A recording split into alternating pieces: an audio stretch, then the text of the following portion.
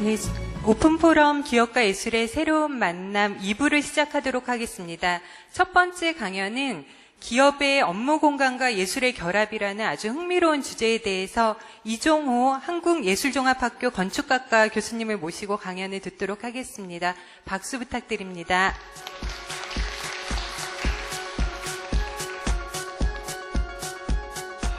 예, 이종호입니다. 잠시 부팅이 안 된다고 그래서 올라와서 한 5분 떠들 생각을 했었거든요. 근데 그냥 화면이 나와버렸네요. 제가 오늘 드릴 말씀은 사실은 우리 일부에 있었던 아주 부드러운 얘기하고는 달리 좀 이제 그 하드웨어 만지는 딱딱한 얘기일 것 같고요. 오늘까지 아직 예술과의 결합은 진도 못 나갔어요. 그러니까 그 부분에 대한 기대는 좀 접어주셨으면 고맙겠습니다. 미드 좋아하세요? 아십니까? 이 미드 중에 그래도 제가 좋아하는, 전 미드 사실은 좀 많이 좋아하는데 좋아하는 어떤 프로그램입니다. 돈 드레이퍼가 지금 뒷모습을 보이고 있고요. 주인공, 그 다음에 이 바람둥이 이사, 캠벨 통조림 공장 그 아들, 그 다음에 저쪽 빨간 옷 입은 아주 이 글래머 조앤, 지금 딱 둘로 갈립니다. 아시는 분과 모르시는 분의 표정으로 갈리는데, 문제는 이 스페이스죠. 이 드라마는 유명하기로 굉장히 유명하지만 그 중에서 또 특히 유명한 게 그 시대의 어떤 에토스를 의상, 가구, 모든 요소들에서 거의 완벽하게 재현을 하고 있어요. 그래서 이 풍경은 딱 보는 순간 이거는 어느 시절 드러내고 있습니다. 바로 좀 더 넓은 사무실로 나오면 저쪽에 이 무슨 색이라고 그러죠? 시안 계통의 색깔이 드레이퍼 사무실이고 그 바깥에 오피스인데 아마 노을 아니면 허먼 밀러의 이 철제 가구들, IBM의 볼 타자기 그런 거 본 적도 없으신 분 많을 테지만 형광등, 스탠드 등등이, 그 다음에 이제 사무실에서 담배를 피우던 시절, 이 풍경이 고스란히 또 어떤 시대를 딱 드러내고 있습니다. 바로 60년대의 풍경이고 60년대의 광고 회사를 보여주고 있고요. 60년대란 달리 얘기하면 바로 후기 산업사회 또는 포스트 포디즘 등등 우리가 많이 얘기하는 그 시절로 접어들던 시기고 소위 말해서 다국적 기업이 본격적으로 출현하던 시기입니다. 그래서 우리는 업무 공간을 시대별로 분류를 해나갈 때 소위 국제적인 기업의 오피스, 업무 공간 이렇게 분류를 합니다. 왜냐하면 건축으로 봐서는 이 시기가 바로 그 인터내셔널 스타일이라는 소위 말해서 국적을 불문하는 지역성을 가지지 않은 어떤 종류의 건축이 전 세계의 대도시들을 휩쓸기 시작하던 때의 그 풍경입니다. 저는 오늘 그래서 한 9가지 정도의 시대별의 업무 공간의 변화를 빨리빨리 여러분들에게 설명을 드릴 예정인데 방금 보여드렸던 그 국제 기업의 업무 공간 이전에 한 3단계가 있고 이후에 한 5단계로 한번 쪼개봤습니다. 문제는 오늘 주제에 맞는 새로운 시대의 업무 공간을 우리가 모색할 수 있느냐 없느냐 여기에 이제 초점이 있을 텐데 그리 자신은 없습니다. 아마도 핵심은 업무 공간이란 소위 일하는 것, 일의 내용, 그 다음에 그 일터의 내용들이 어떻게 상관관계를 이루면서 변화를 했는가, 시대에 따른 저런 변화들이 있겠죠. 그리고 그 변화의 요인 속에는 일 자체의 속성도 있겠고, 크게는 이 조직의 변화가 가장 큰 영향을 미칩니다. 그리고 가장 최근에는 소위 제가 잘 모르지만 경영의 패러다임이 어떻게 변해가고 있는가, 이것이 또 어떤 일의 내용, 속성 이런 것들의 그 요인이 되겠죠. 아마 그 저변에는 그때나 지금이나 소위 efficiency, 효율이라는 것이 아마 자리 잡고 있을 것으로 생각을 합니다. 요즘 등장하는 단어들, 형식지보다는 암묵지. 그래서 기업이 어떻게 하면 저 가운데에서 단절적인 혁신의 지점을 찾아낼 수 있느냐. 창발이라는 뜨는 단어들. 이런 것들이 이제 일과 관련된 일일 테고요. 일터 역시 그 일의 변화와 변화의 요인들, 단계들에 따를 테지만 또 하나 이 일터의 변화에서는 중요한 몇 가지 속성들이 있습니다. 소위 집이라는 하드웨어를 만드는 데에 따르는 전기, 통신, 엘리베이터, 공조 등등의 어떤 조건들이 있고요. 또 하나는 건축 내에서도 소위 공간의 패러다임을 다루는 패러다임의 변화를 얘기하는 몇 가지 속성들이 있습니다. 다원성, 너무 잘 아시죠? 그 다음에 indeterminate space, 비결정적인 공간들, 이런 것들. 이 관계들을 살펴볼 작정입니다. 그런데 문제는 그 중요한 단어 창발. 글쎄요, 저는 오늘 논의의 여러 가지 측면들 중에 아마도 가장 중요한 소위 크리에이티비티로 얘기되는 것들, 아마도 창발의 조건들에 해당되는 일일 텐데, 문제는 이제 저희와 같은 이 공간을 다루는 사람들이 그 창발의 조건을 만들 수 있느냐 없느냐. 예를 들면 먼저 세션에서의 우리가 재미있는 픽사의 공간들 또 프로그램들 봤습니다. 그 프로그램들은 충분히 창발적 조건을 만들어내고 있는가 아닌가. 이제 이것이 제 관심의 핵심적인 부분이 되겠습니다. 모던 타임즈인데 오늘 얘기하려고 하는 아마 일터의 문제는 이 시기 이후부터 해당될 겁니다. 그래서 소위 근대의 업무 공간, 모던 오피스가 탄생했던 시절이죠. 근데 핵심적으로 모던 오피스의 탄생의 조건은 크게 봐서 한 4가지가 있습니다. 우선은 전기통신의 발달이죠. 모르스의 이 무선전시, 그 다음에 벨의 전화. 이것 때문에 산업의 현장으로부터 화이트 칼라의 업무 현장이 멀리 분리될 수 있었던 조건이 되는 겁니다. 그리고 두 번째로는 오티스, 이 엘리베이터의 안전장치를 발명한, 그 다음에 제니의 철골 구조, 이런 것들이 그래해서 산업 현장으로부터 멀리 떨어진 이 업무 공간들이 도심에 집중된 곳에 아주 큰 규모로 높이 만들어질 수 있는 조건들이 된 거죠. 그래서 19세기가 끝나가는 무렵에 이 건축에서는 가장 첫 번째 근대적인 오피스 빌딩이라고 얘기하는 이 보험회사 웨인라이트 빌딩이 만들어집니다. 좁고 긴 복도가 있고 개별 방들이 쪼개져 있죠. 이 설리반의 제자인 라이트에 의해서 몇 년 후에 아주 근사한 오피스 공간이 탄생을 합니다. 가운데 한 4계층 이상 되는 홀이 있죠. 사람들이 열심히 가지런히 일을 하고 있습니다.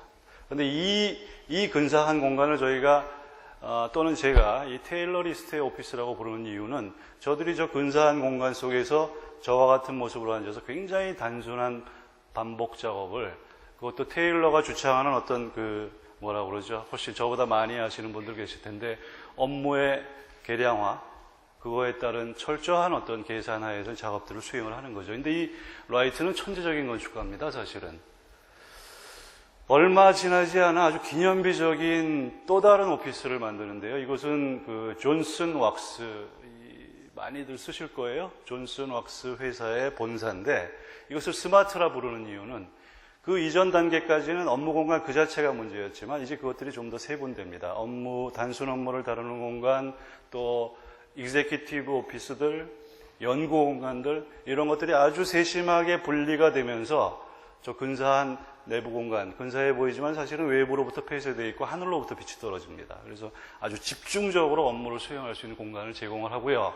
나머지 익제큐티브층, 연구원층은 이 모델에서 보이는 옥상 위에 올라와서 좀 더 근사한 환경에서 일을 하게 되죠. 그래서 이것을 스마트 테일러리스트 오피스라 명명을 할 수가 있고요. 바로 이 부분, 2차 대전이 끝나고 이 업무 공간의 수요가 엄청나게 팽창됐을 때 레버하우스라는 맨하탄 메디슨 애브뉴에 한 건물이 생기는데 이 건물은 1950년대 초반에 생겼지만 사실은 여전히도 전 세계를 휩쓸고 있는 인터내셔널 스타일의 아주 핵심적인 건물입니다.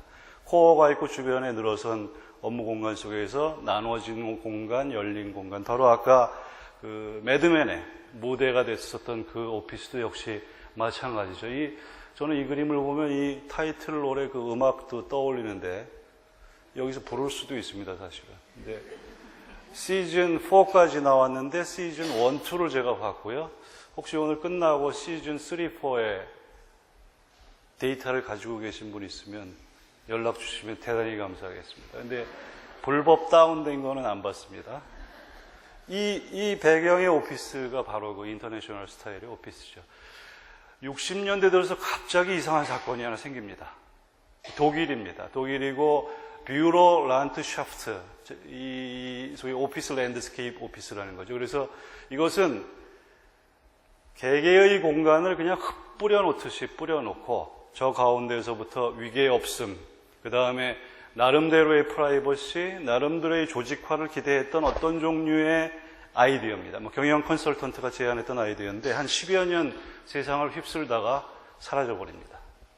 여섯 번째, 제가 굉장히 주목하는 단계입니다. 구조주의자들의 오피스라고 명명할 수 있는데 소위 북유럽의 임대료 걱정 안 하고 직원들의 생활에 대해서 훨씬 더 고민을 해주는 그런 오피스 단계인데 한 저층에, 자세히 보십시오. 네모의 셀들이 무방향성으로 이렇게 연결되어 있습니다. 저 속에서 각자가 자기가 원하는, 아까 픽사에서도 그런 말씀 계셨죠? 자기가 원하는 공간을 자기가 스스로 꾸민다. 기본적인 구조는 주어져 있지만 저 속에서의 개개의 공간은 자기가 꾸며서 활동을 하게 됩니다. 모든 곳에 가능한 오피스는 아닙니다. 70년대 들어서서, 이거는 80년대 건물입니다만은 오일 쇼크가 생겼습니다. 이제 더 이상 인터내셔널 스타일의 건물을 유지할 수 있는 조명, 공조 등등의 에너지보다는 좀 다른 종류의 오피스를 꿈꾸게 됐습니다. 좀 더 세분화된 셀들, 또 많은 연결들, 햇빛을 충분히 받는 일들, 환기를 스스로 할 수 있는 일들. 이게 이제 소위 말해서 북유럽의 오피스들인데, 그래서 이 경우를 스테이크홀더, 소위 노동자와 사용자 모두가 같이 협의해 가면서 기업을 일구는, 저 용어는 스테이크홀더 캐피탈리즘 또는 뒤에 나올 쉐어홀더 캐피탈리즘에서 나왔겠죠. 그런 오피스의 예들이 전개가 되고, 이제 가보고 싶은데 아직 못 가본 SAS, 그러니까 스칸디나비안 에어웨이스의 본사인데 아주 근사합니다. 소위 스트리트가 있고, 스트리트에 면한 작은 플라자들이 있고, 거기에 높지 않은 층의 오피스들이 잘 쪼개져 있습니다. 근사한 상황이죠. 근데 이와 같은 상황은 모든 나라에서 가능한 건 아니죠. 소위 영미 자본주의 국가에서는 불가능한 일입니다. 소위 말해서 과점 주주가 그 기업을 끌고 가는 형태의 자본주의에서는 보다 더 컴팩트한 땅값 비싼 곳에서 업무 공간들을 다시 재배분해야 되는, 다시 말해서 거꾸로 가면 테일러리스트의 오피스하고 그리 다르지 않은, 다만 건축적으로 세련된, 공조 기능은 좀 더 정교해졌을 거고 조명도 좀 달라졌겠죠. 하지만 크게 봐서는 제가 두 번째, 세 번째 단계에서 말씀드렸던 테일러리스트 오피스와 크게 다르지 않은 상황입니다. 이제 마지막 단계, 그러니까 한 90년대 이후에 등장한 특히 IT 기업, 광고 기업, 아까와 같은 영화 기업, 이런 곳에서 우리가 흔히 보게 될 수 있는 오피스의 형태들.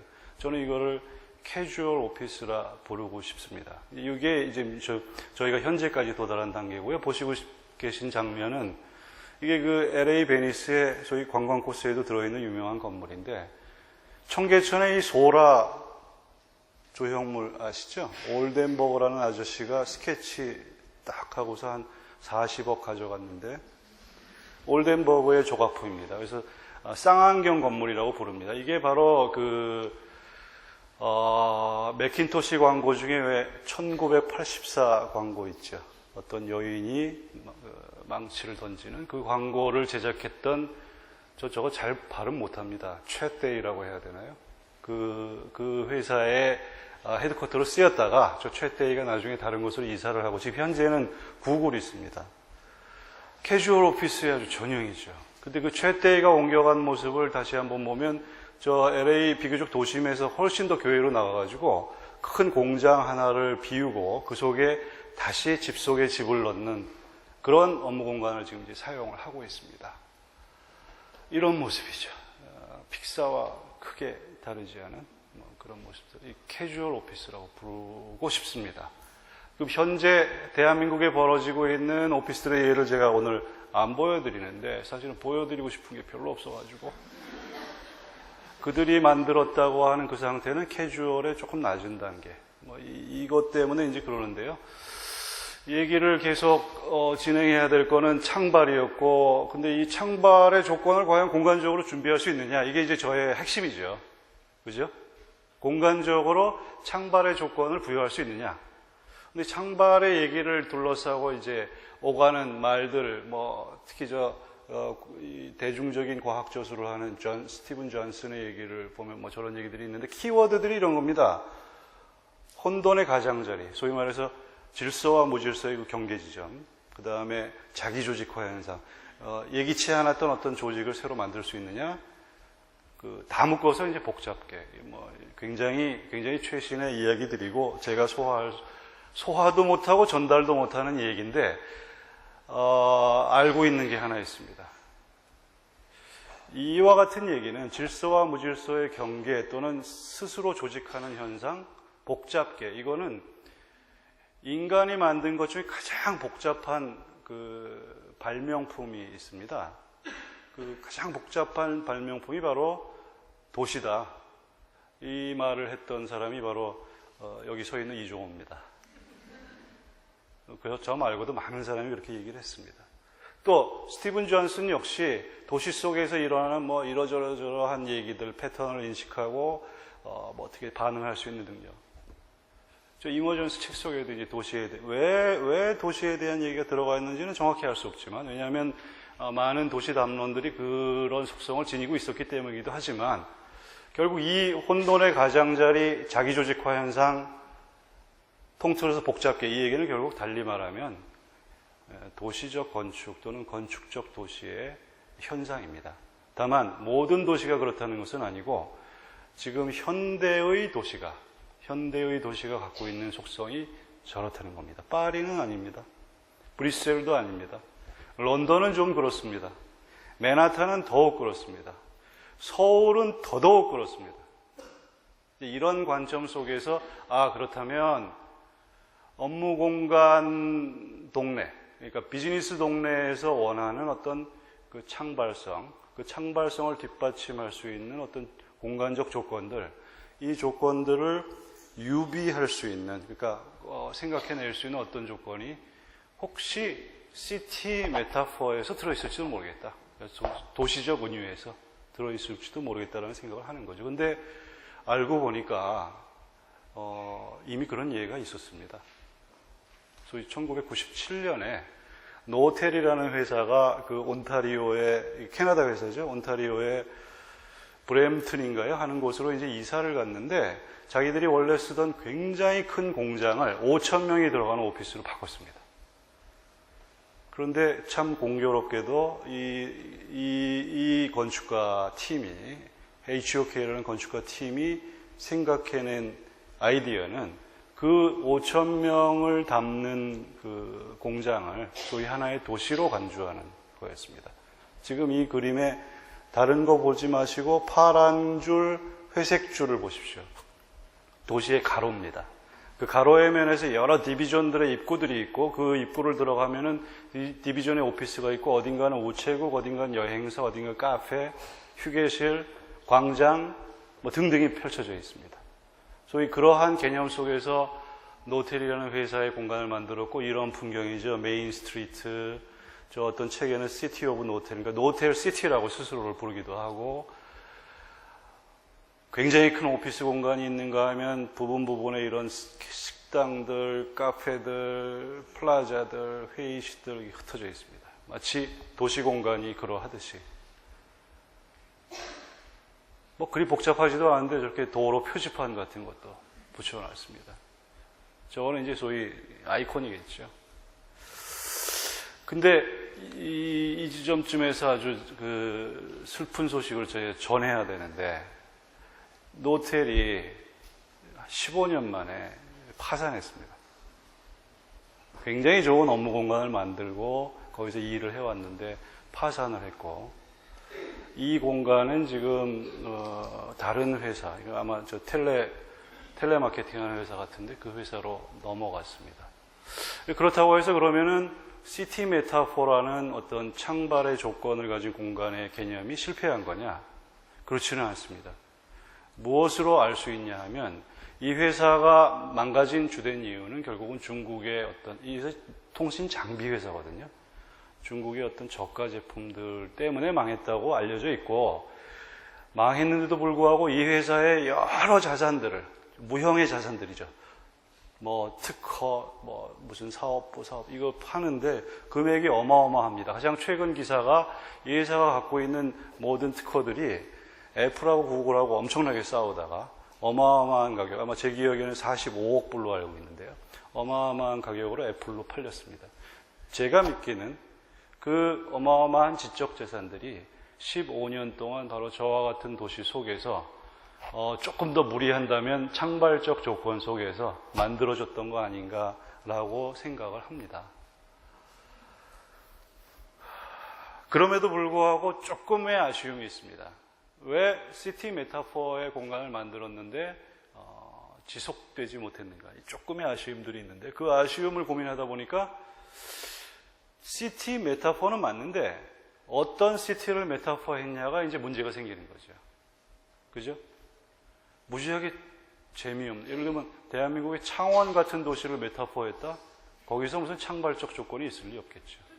또는 미국의 느슨한 어디 뉴멕시코의 어떤 도시를 메타포했다? 그것도 또 아니겠죠. 결국은 시티 메타포의 생각은 맞지만 어떤 종류의 시티를 메타포했느냐, 아마 여기에 이제 앞으로의 진행될 우리 이 연구팀에서 앞으로의 진행될 공간적 과제에 아마 중요한 핵심이 있을 거라 보는데, 우선 먼저 전제를 해보기로는 좀 헤맬 수 있는 도시, 좀 이것저것 결정이 덜 돼 있는 도시, 좀 미로 같은 도시, 그래서 우연한 만남들이 그 안에서 발생할 수 있는 도시, 이렇게 얘기를 했더니 어느 날 전수환 선생님과 점심 먹다가 세렌디피티, 제가 이렇게 얘기를 했더니 세렌디피티는 최근 지식 경영의 핵심인데요, 이러더라고요. 그래서 내가 이 뒷걸음질 치다가 단어 하나 걸렸다. 그런데 솔직히 고백하자면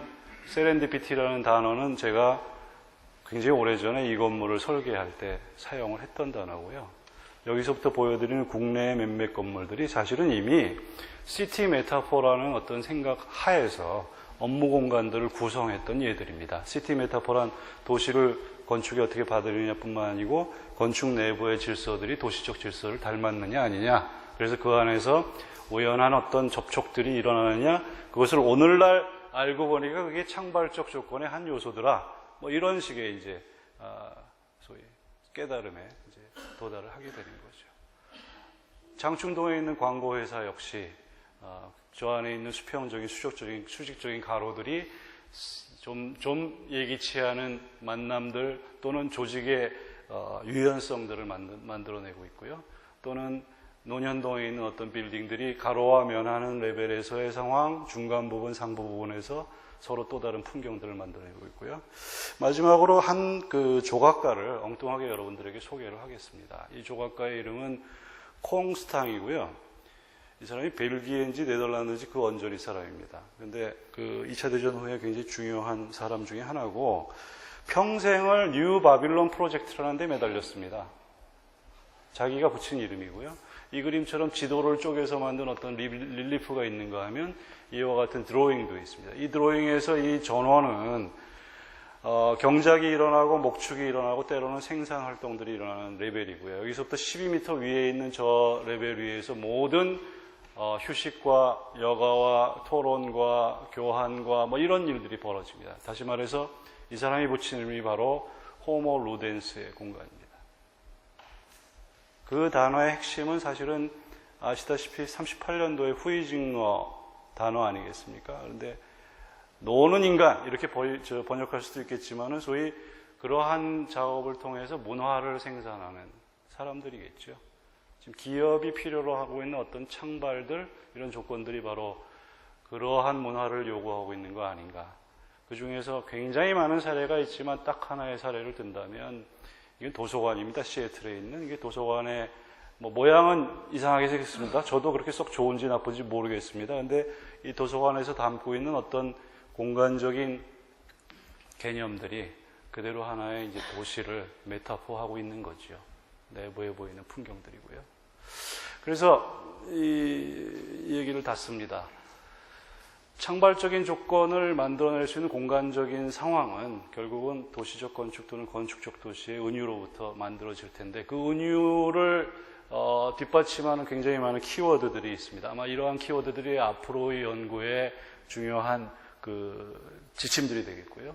그것들이 서로 다시 또 얽히고 설키면서 만들어낸 힘들이 어느 공간들, 저는 여기 스트리트를 내세우고 있습니다만 그런 공간으로 서로 합쳐지고, 그 에너지들이 결국은 때로는 도시 안의 도시 또는 도시로서의 건물, 인공적인 경관, 이런 또는 24시간 가동하는 공간, 이런 것들로 바뀌어 나가면서 결국 앞서 얘기했던 창발적 조건의 어떤 상황을 만들어내는 거 아니겠는가, 이런 얘기로 끝을 맺습니다만, 이 얘기 마지막으로 하고 여러분들이 용서한다면 1분 남았나요? 저는 일찍 이 애플 캠퍼스 2를 봤습니다. 그러니까 노만 포스터가 설계를 했을 때 앞으로의 숙제는, 저는 여기에 대해서 평가는 있습니다만 그냥 질문을 던지고 가겠습니다. 제가 이제까지 설명한 기준에 의하면 이 건물은 전혀 다른 방향의 건물입니다. 다시 말해서 창발적 조건을 만들어낼 수 있는 건물이기보다는 그 반대편에 있는, 소위 말해서 저는 여기서 대단히 돌아가신 고인에게 미안한 얘기지만 잡스가 소비자에게 제공할 물건을 만들었던 그 감각이 그 물건을 만드는 조직에게까지 투영시키려고 했었던 거는 잡스의 굉장히 큰 실책이다. 더군다나 그 노만 포스터를 이 장면에 건축가로서 하이어한 거는 꽤 어렵다. 아마도 앞으로 애플에 어떤 문제가 생긴다면 그 문제의 10분의 1 정도는 이 건물로부터 비롯될 것이다. 이것은 요즘에 들레주식으로 얘기한다면 홈페인 공간이다. 다시 말해서 창의성을 누르는 공간이다. 그런지 아닌지가 이제 제가 남기는 숙제가 되겠습니다. 이상입니다. 네, 큰 박수 부탁드리겠습니다. 저 이종호 교수님께 궁금하신 점은 팜플렛 11페이지 하단에 참고하셔서 트위터에 남겨주시면은요, 포럼 중간이나 아니면 이후에도 강연자분의 답변을 받아서 공유할 수 있도록 하겠습니다. 다음 강연은 조직 미학이라는 새로운 흐름에 대해 카이스트 경영대학의 장대철 교수님께서 발표를 해주시겠습니다. 박수로 맞이해 주시기 바랍니다.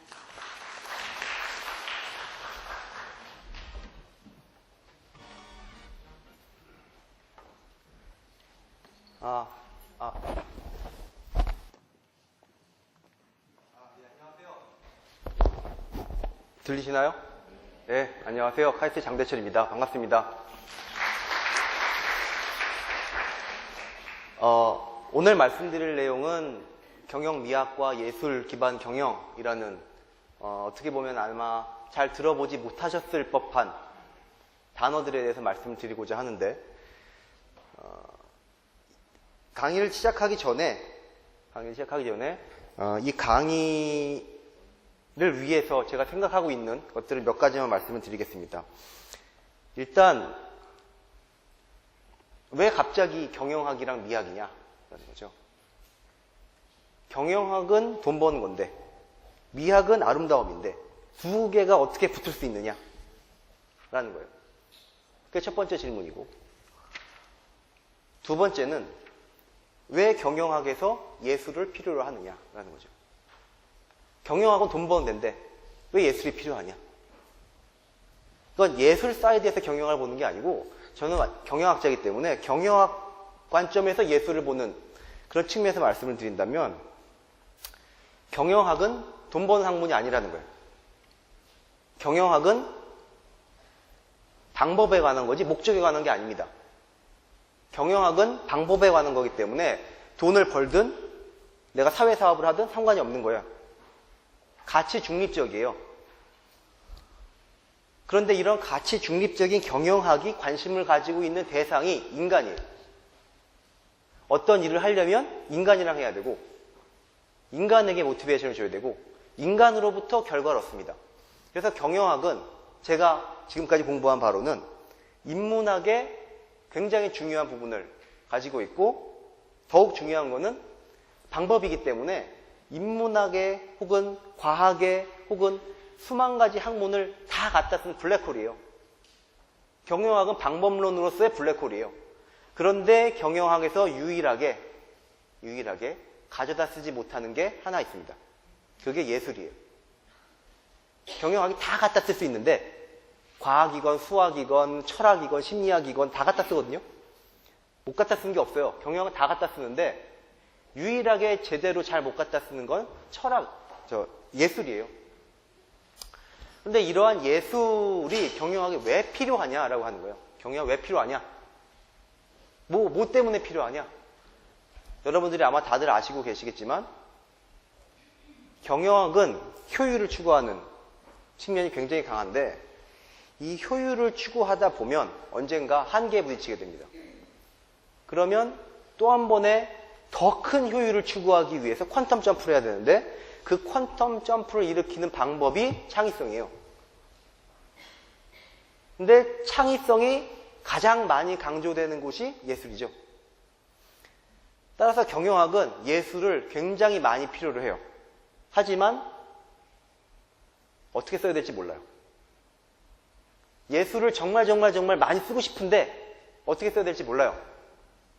그래서 제가 경영미학과 예술 기반 경영이라는 데 관심을 가지게 됐고 아마 여러분들도 그러한 의미에서 아마 관심을 가질 수 있을 거다라고 생각이 듭니다. 경영미학이라는 건 경영을 아름답게 보는 어떤 것, 싫어하는 건데 제가 생각하는 예술은 보편성과 특수성의 모순을 창의적인 방법으로 해결을 하면서 결과적으로 환상적인 그리고 마법과 같은 놀라움을 표현하는 것이라고 저는 정의를 해요. 여러분들은 다르게 정의할 수 있겠지만 그러면 이거를 그냥 하면 우아하죠? 와, 이게 WUE 제가 이런 거 만드는 거 좋아하는데요. WUU.is 아트 우아 예술은 우아가 뭐냐? 저 밑에 영어 단어도 있습니다. 원더니스, 유니버시티, 유니크니스, 대충 제가 만든 단어예요. 하지만 본질은 와 이거예요. 와 그거 이상 다른 표현이 없을 것 같고 더욱더 재미있는 건 여러분들이 아름다운 자연을 봤어요. 그럼 뭐라 그러시죠? 그림 같은 풍경이라 그래요. 왜 풍경 같은 그림이 아니고 그림 같은 풍경이죠? 왜 그림 같은 풍경이 뒷전이에요? 아름다운데 여러분들이 아름답다고 생각하는 건 그림이에요. 풍경이 아니고. 왜? 인간이 자연을 화폭에 못 담을 거라고 생각했는데 담았기 때문에 우와 거리는 자연이 아름다운 게 아니고 인간이 자연을 닮으려고 노력해가지고 담았다는 게 놀라운 거예요. 그게 예술이라는 거죠.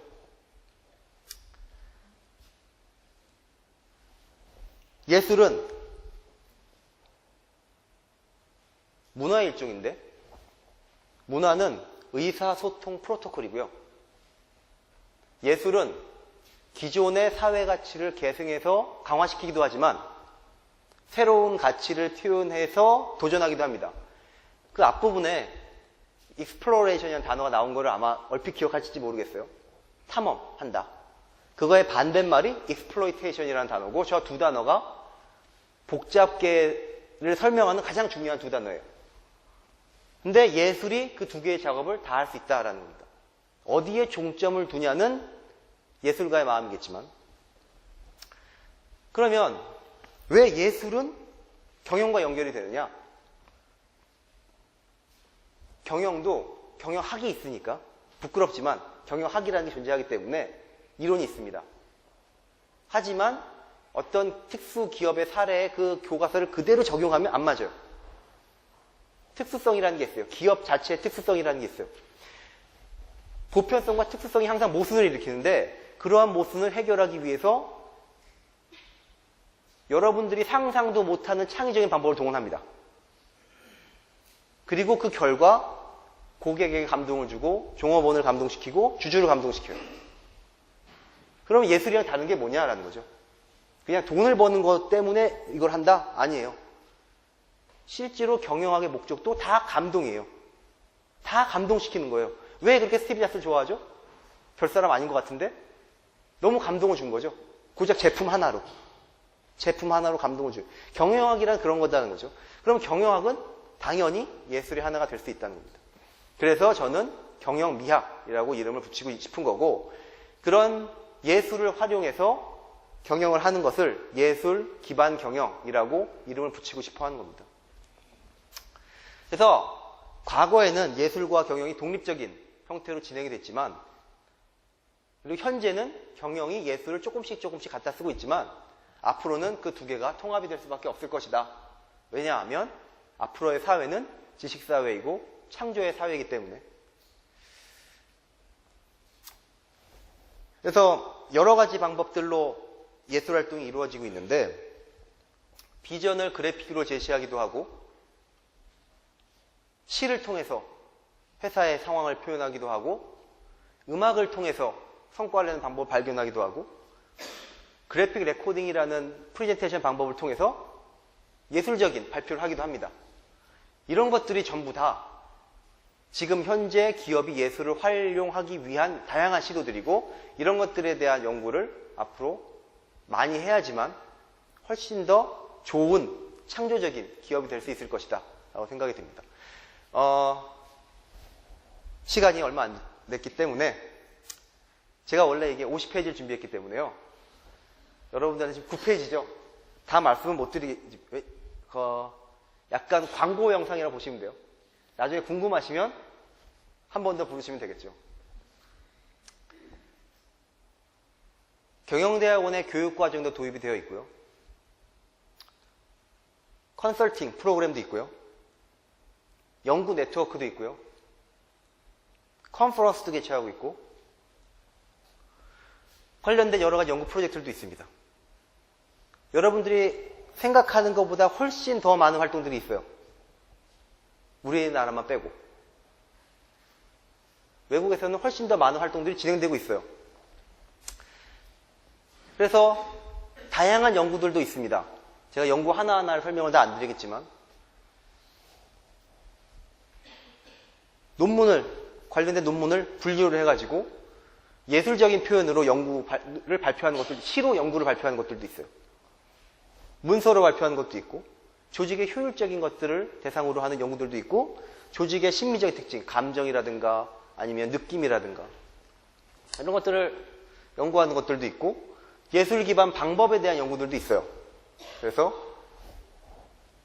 예술에 쓰이는 기술을 경영에 직접 활용하는 거, 작품을 활용하는 거, 본질을 활용하는 거, 예술이 가지고 있는 본질을 경영에 활용하는 거 하는 등등의 여러 가지 방법들이 있고요.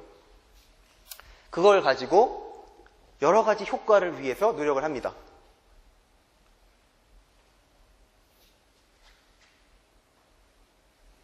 전성환 교수님 연구도 있고요. 근데 이러한 것들이 하나의 체계적인 이론으로 통합되어서 제시되지 못하고 있다는 안타까움이 있어서 아주 초기지만 경영 기반 활동과 효과와 제약과 퍼포먼스 간의 관계를 봐야 되겠다 라고 생각을 했고 이러한 관점 하에서 부족한 건 뭐냐? 각각 사례는 많이 나오고 어떤 활동들은 많이 있는데 그것들이 실질적으로 어떤 효과를 지니고 있는지를 재지 못하고 그것들 때문에 나타나는 제약 조건들을 풀지 못하면 아무리 기업이 예술을 쓰고 싶어도 못 쓴다. 그러면 어떻게 해야 되느냐? 경영학의 장점은 모든 것들을 숫자화하는 데 있거든요. 경영학이 예술이지만 경영학의 장점은 모든 것들을 숫자화해요. 측정해요. 예술도 측정해야 되겠다. 효과를 측정하고 제약을 측정하고 퍼포먼스를 측정해야 된다. 예술가들한테 이런 얘기를 하면 어떻게 예술을 재냐라고 하시겠지만 기업에서 쓰기 위해서는 재야 된다는 거예요. 예술이 예술 작품으로서 있는 게 아니라 기업에서 활용되기 위해서는 측정을 해야 되겠다. 그래서 그런 데에 대한 연구들이 이제 있습니다. 그리고 여러 가지 사례들이 있는데 한 두 개만 말씀을 드릴게요. 하나는 TAI 그룹의 연극 프로그램 활용했던 사례인데 저 하코트 어세스먼트라는 회사가 리더십이나 조직 내 협력에 문제가 있다는 걸 발견을 해요. 그래서 이제 이거를 해결을 해봐야 되겠다라고 생각을 해서 TAI 그룹의 이제 사람들이랑 같이 연극 프로그램을 개발을 하는데 이런 연극 프로그램을 통해서 효과를 잰 거죠. 가장 간단한 형태로나마 74.2%가 팀 내 협동이 잘 되고 있다고 대답을 했고 그게 2006년에 잰 거 대비 25% 증가했고 회사 전략적 목표가 성공할 거라고 믿는 직원이 30% 증가했고 긍정적으로 변했다 35% 증가했고 리더십을 신뢰하는 직원이 34% 증가했다. 라는 뜻이 잰 거죠. 근데 이런 수치들을 정확히 재지 못하면 여러분들이 활용하고 싶어도 기업들은 움직이지 않는다라는 겁니다. 또 조금 더 재밌는 사례는 시인을 아예 고용을 했어요. 기업에서. 시인을 유니레버에서는, 유니레버 자체가 훌륭한 회사이긴 하지만 시인을 아예 그냥 기업이 고용을 해서 그 회사에 그냥 있게 하는 거예요. 뭐 그 사람은 그냥 시인이에요. 업무를 맡기는 게 아니에요. 그냥 시를 쓰고 그 다음에 그냥 대화하고 의사소통하는 사람이에요, 그냥. 근데 그 사람이 있는 부서가 다른 부서보다 훨씬 더 혁신적인 제품을 많이 만들어내더라는 거예요. 그냥 그 사람 있는 팀이랑 없는 팀이랑 별반 다른 활동들은 차이가 없는데 시인이 있다 없다만 차이가 나는 건데 그 밖에도 뭐 밴드의 경험을 살려서 경영 관리 지표를 개발한다든지 관리 지표를 개발한 거예요. 또는 브랜드의 가치를 나타내는 음악을 창작한다든지 또는 협연을 통해서 유대감을 강화한다든지 라고 그런 여러 가지 예술과 경영이 결합되는 형태들이 나타나고 있습니다. 따라서 예술 기반 경영이라는 건 이렇게 급변하는 환경 변화에 창조적으로 대응하기 위한 수단이고 실제로 미래의 기업의 경쟁력을 좌우할 것이다. 그리고 이런 것들을 위해서는 여러 가지에 대한 측정과 연구가 더욱 많이 필요할 것이다 라고 생각을 합니다. 마지막으로 제가 생각하는 저의 기능들이 몇 가지 있는데요. 그걸 제가 약자로 많이 부르는데 IP, PS, HH 뭐 이렇게 불러요. 제가 가지고 있는 여러 가지 기능들 중에 하나인데 오늘 저의 기능은 IP였습니다.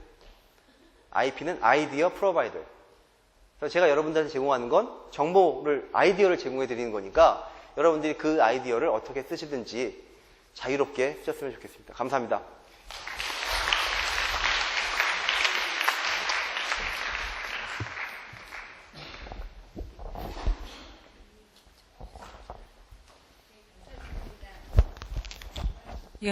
장대철 교수님께도 궁금한 게 굉장히 많으실 것 같아요. 좋은 자료도 공유를 해주셨는데요. 궁금하신 점 트위터에 남겨주시기 부탁드리겠습니다. 그리고 마지막 강연입니다. 메세나에서 문화 마케팅, 이제 아트 마케팅을 넘어서 예술적 마케팅으로의 흐름을 추계예술대학 문화예술경영대학원장이신 안성화 교수님을 통해 듣도록 하겠습니다. 박수로 맞이해 주시기 바랍니다. 안녕하세요. 안성화입니다. 이 안이 조금 아까 덥던데요. 우리가 좀 더 시간을 거슬러 가서 뜨거운 여름 태양에 있는 동해바다 비치로 한번 가보겠습니다. 저 멀리서 이렇게 멋있는 몸매를 가진 남성들이 걸어옵니다. 자, 여러분은 저 모습을 보고 뭐라고 한마디 하신다면 뭐라고 하시겠습니까?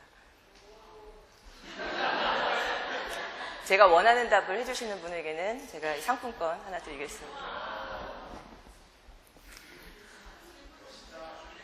멋있다, 땡이고요. 오늘의 그 주제와 관련이 있습니다. 예술이다. 네, 끝나고 드리겠습니다.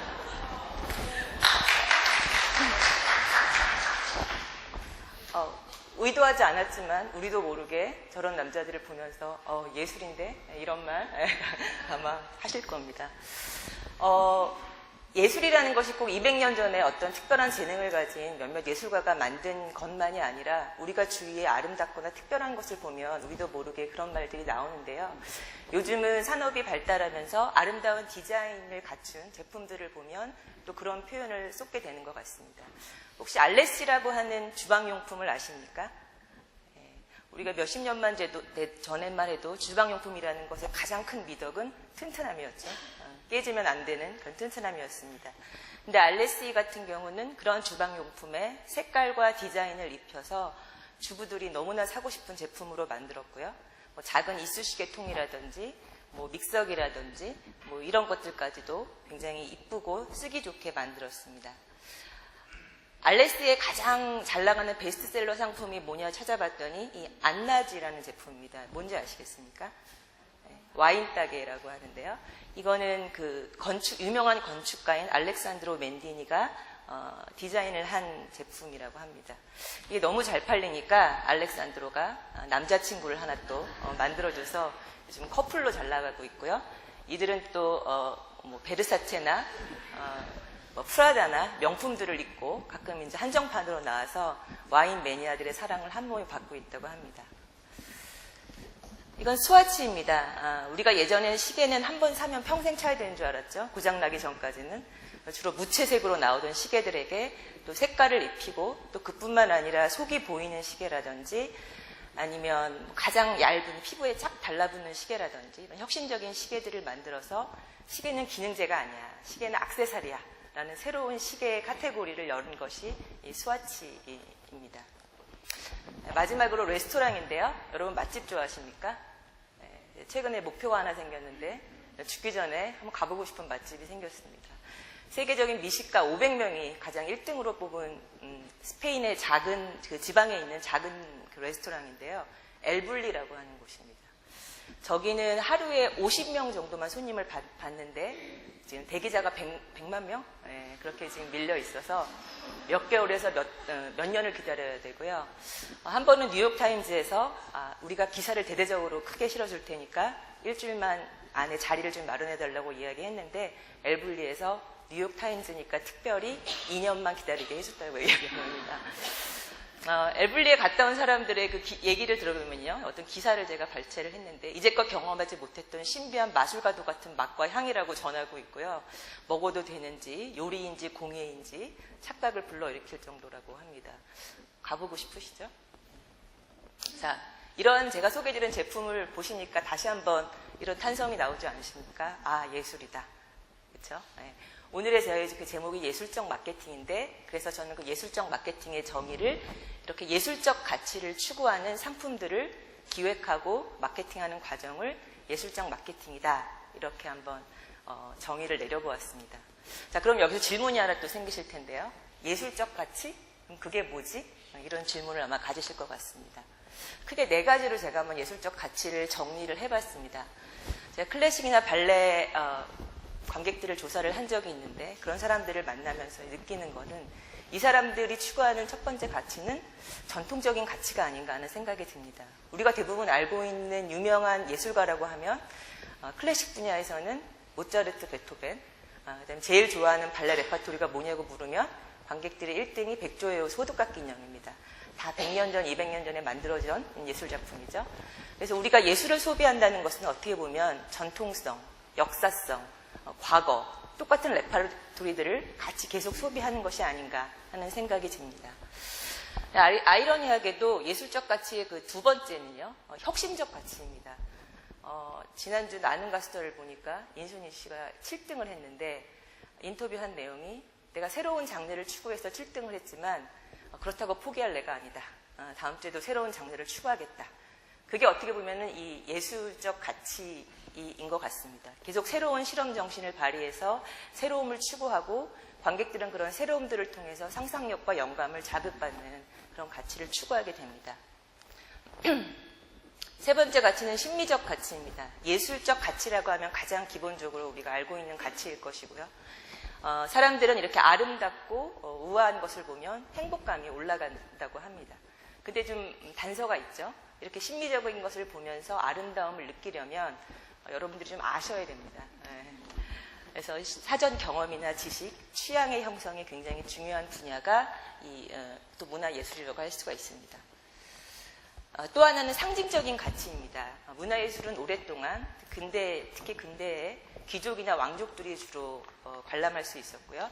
일반인들은 좀 접근하기가 어려웠습니다.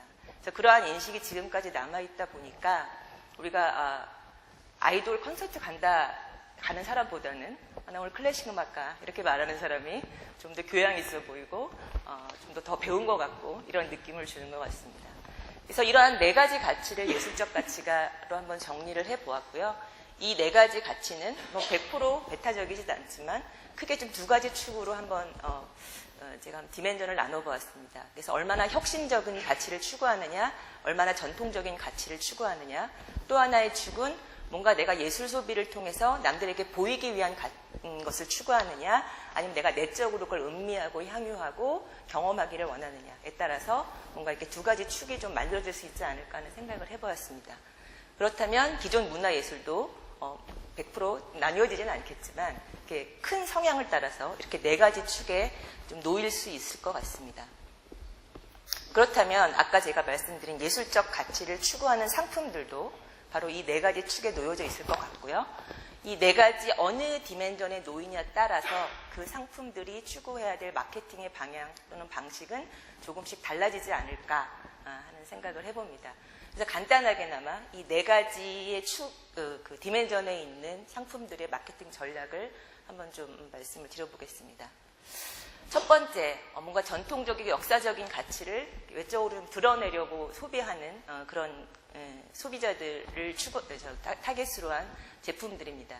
이런 제품들은 우아한 모나리자 전략을 좀 취하는 것이 적절한 것 같습니다. 이 세그멘트에 들어가고 싶은 소비자는 문화예술을 가지고 있는 고급스러움 또는 희소적인 가치 이런 것들을 추구하는 것이기 때문에 그 상품 역시 그러한 그 고급스러운 이미지를 추구하는 게 가장 중요하다고 보아지고요.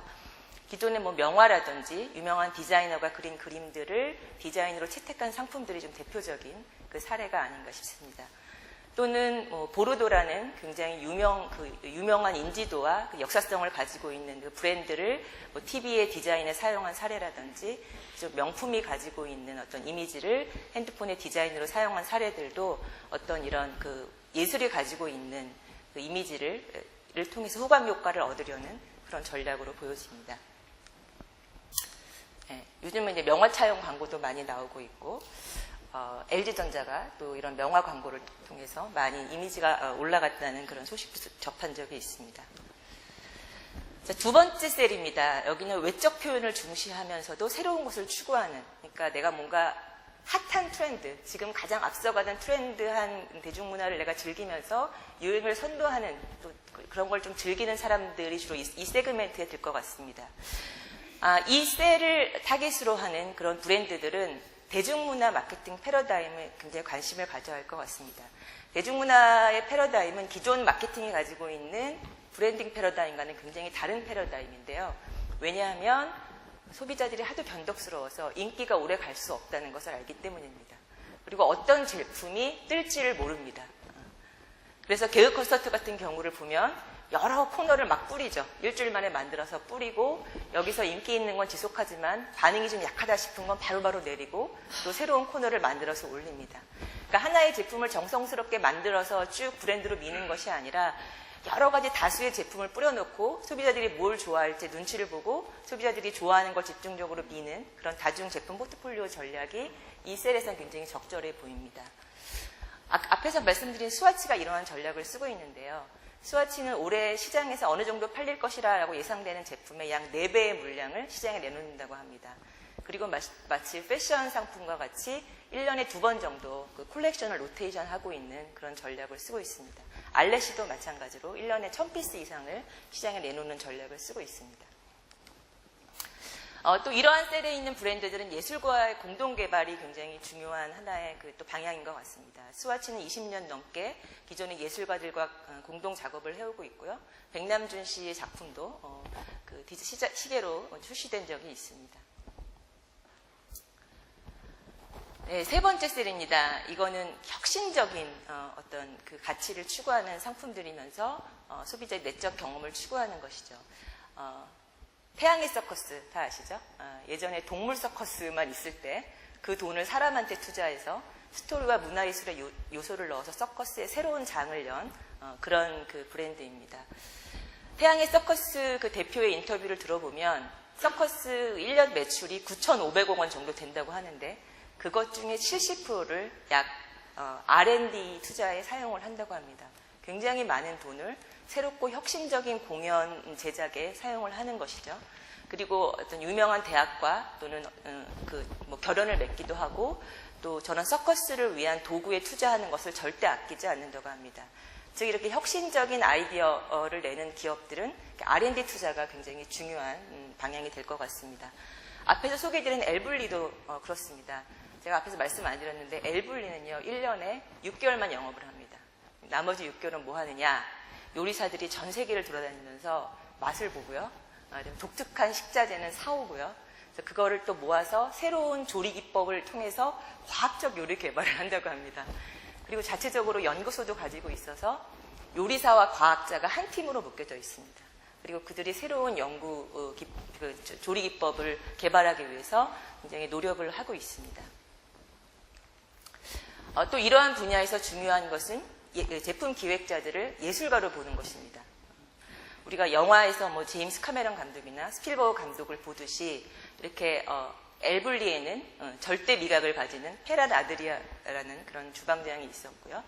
또 알레시나 스와츠 같은 경우도 그들을 예술가로 인정하고 그들이 예술적 영감을 얻는 데 도움을 주기 위해서 뭔가 이렇게 여행을 가도록 지원해 준다거나 전시나 오페라를 보도록 지원을 해줘서 마치 예술가가 영감을 얻듯이 그런 기회를 많이 갖도록 그렇게 하고 있습니다. 이 페란 아드리아 인터뷰를 보아도 그가 이 요리의 과정을 한편의 예술과 같이 생각하고 있다는 것을 알 수 있습니다. 자, 마지막입니다. 전통을 중시하고 그걸 뭔가 내적으로 향유하고 싶은 그런 셀이죠. 저기 남녀가 와인을 주문하고 있는데요. 저 여인이 이렇게 주문을 하고 있습니다. 오늘은 부르고뉴 와인보다 강하고 파워풀한 남성적 맛이 땡겨. 보르동 메독 2005년산 어떨까? 2005년 빈티지가 괜찮았잖아? 여러분 이렇게 주문하십니까? 저 이렇게 한번 주문해보고 싶습니다.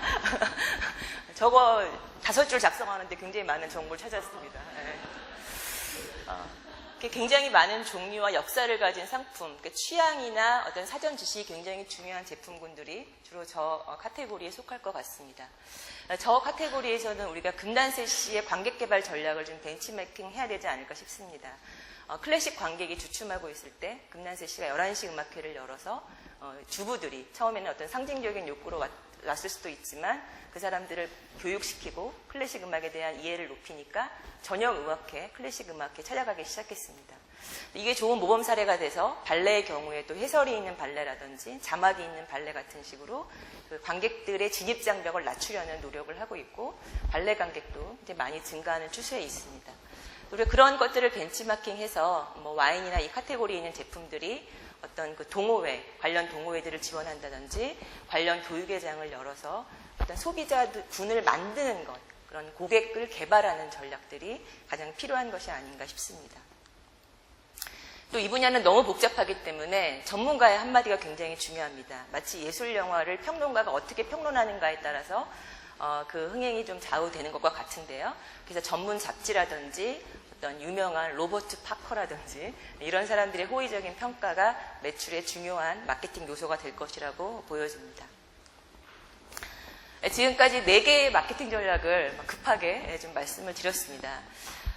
지금까지 보면 우리나라에서 뭔가 이렇게 예술과 통합한 문화 마케팅이라고 하면 메세나, 그렇죠? 문화 마케팅이 가장 대표적이었습니다. 하지만 좀 더 넓게 보니까 예술과 기업이 결합할 수 있는 방법이 좀 더 다양하게 있는 것 같고요. 그래서 예술가와의 공동 작업이라든지 예술적 발상을 위한 어떤 교류나 교육이라든지 또 예술 경영에서 많이 쓰는 관객 개발 전략들이 기업 경영에 도움이 될 수 있을 것 같습니다. 이제 마무리하겠습니다. 이제 마켓 1.0, 마켓 2.0의 시대를 넘어서 마켓 3.0의 시대가 되었다고 이야기합니다. 이건 소비자를 보는 관점도 달라지는데 이성을 가진 소비자, 이성과 감성을 가진 소비자를 넘어서 이성과 감성과 영성을 가진 소비자라는 겁니다. 그리고 이들에게는 단순히 기능이나 감성이 아닌 가치를 제공해야 그 사람들이 움직인다고 합니다. 단순히 예술과 기업의 결합이 아니라 사람들이 왜 예술을 좋아하지? 예술에 어떤 가치를 추구하지? 그런 근본적인 가치와 기업 마케팅이 같이 결합할 때 더 많은 소비자들을 움직일 수 있을 거라고 생각이 들고 또 오늘 우리의 그 주제인 기업과 경영의 예술의 만남도 좀 더 다양하고 폭넓게 이루어질 거라고 생각이 듭니다. 네, 여기까지입니다. 마치겠습니다.